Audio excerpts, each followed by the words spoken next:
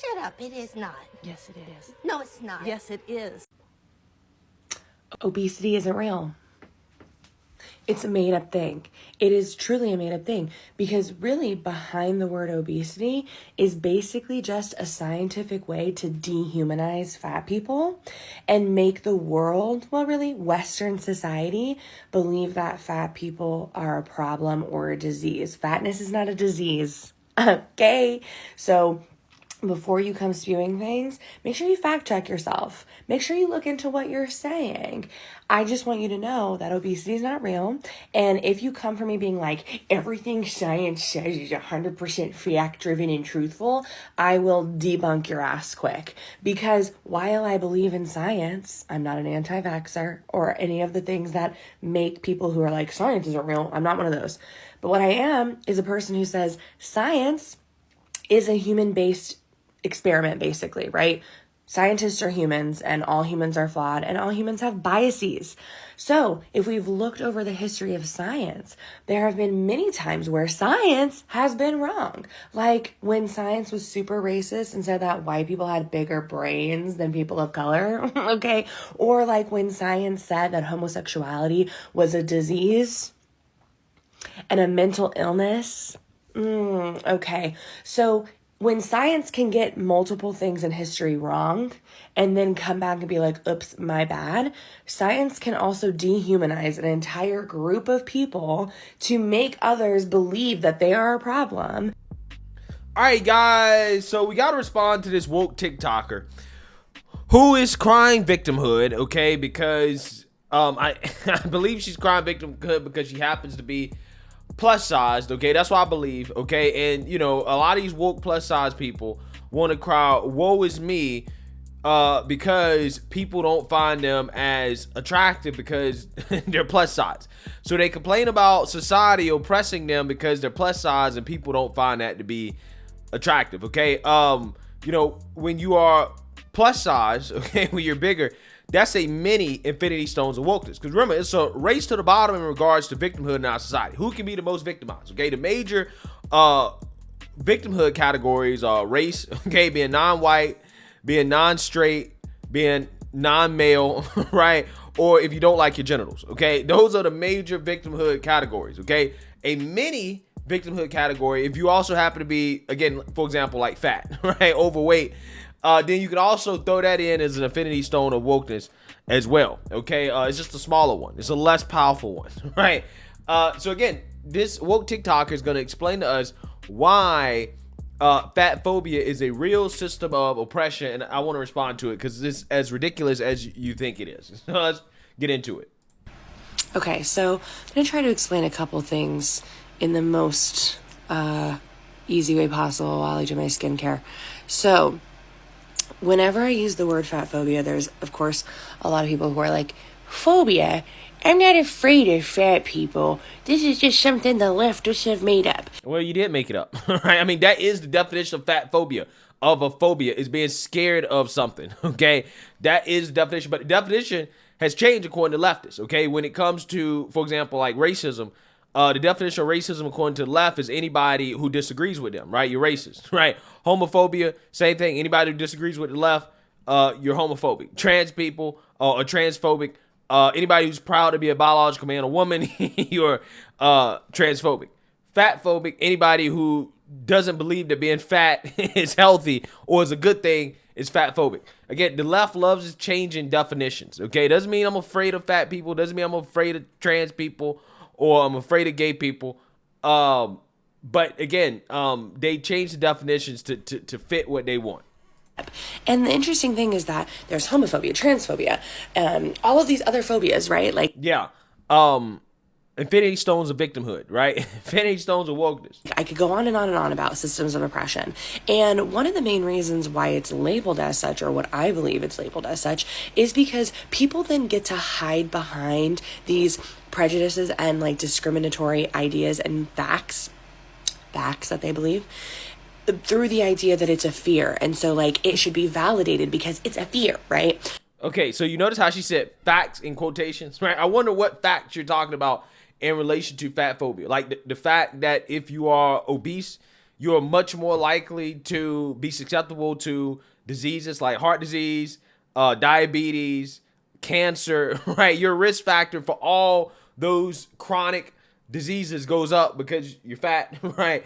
Or if you're fat, you're gonna be more of a strain on the healthcare system.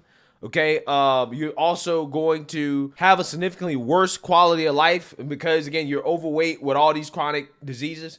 Again, these are facts that basically this is what people are saying, and the leftists get triggered by this, right? They're triggered by these facts. This apparently that's oppression. So that's why I choose to use fatphobia, because it is a real term that applies to a system of oppression.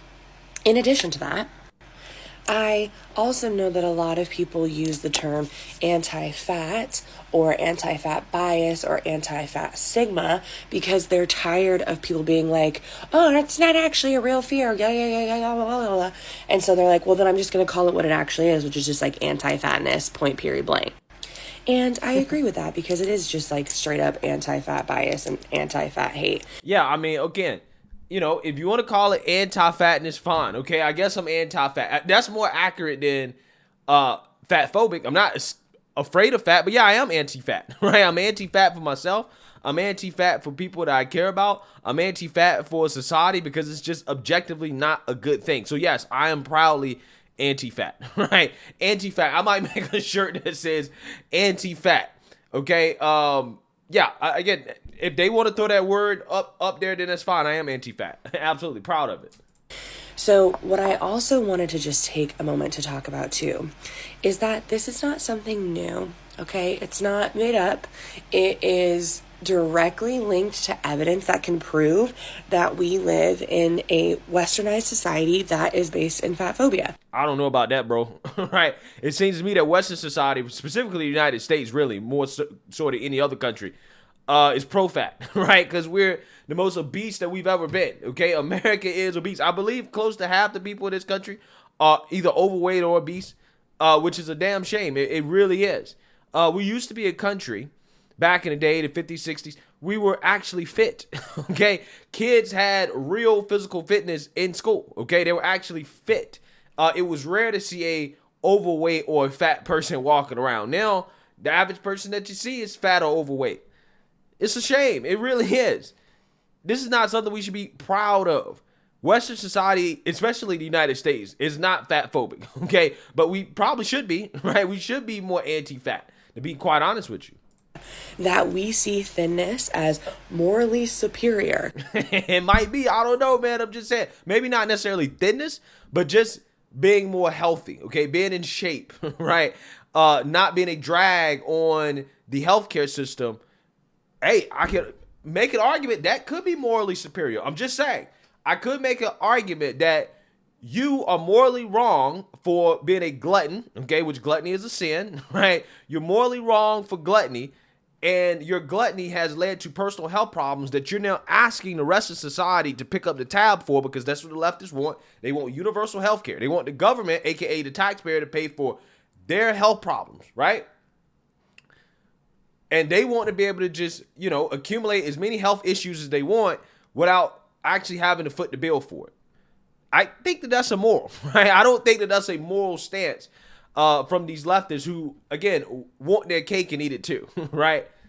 And that we see fat people as a disease and inhuman and blah, blah, blah. Well, I mean, obesity is a disease. I mean, I'm just saying it technically is a disease. Right, and that gives people reason to be fucked up to humans that are fat. I don't think anybody's being effed up to humans that are fat, okay? Just because somebody doesn't want to date you or they tell you that, hey, I think that you should get in shape, you know, I want you to live longer, that's not being effed up to fat people. And if you're like, fat people don't face discrimination, blah, blah, blah. If you just go to all of my videos and actually just look through the comment section, you'll see. Wait, so that's your evidence of discrimination? Mean comments? Boy, you know, a lot of these people who complain so much about racism and discrimination, all this other stuff, they've never experienced it, right? They've never actually experienced real racism or discrimination. They would never be able to survive, again, during a time period of actual real racism and discrimination, because this is her definition of being discriminated against. Mean comments is proof that fat people are being discriminated against. Absolutely hilarious. It'll prove my point for me. I won't even have to do the work.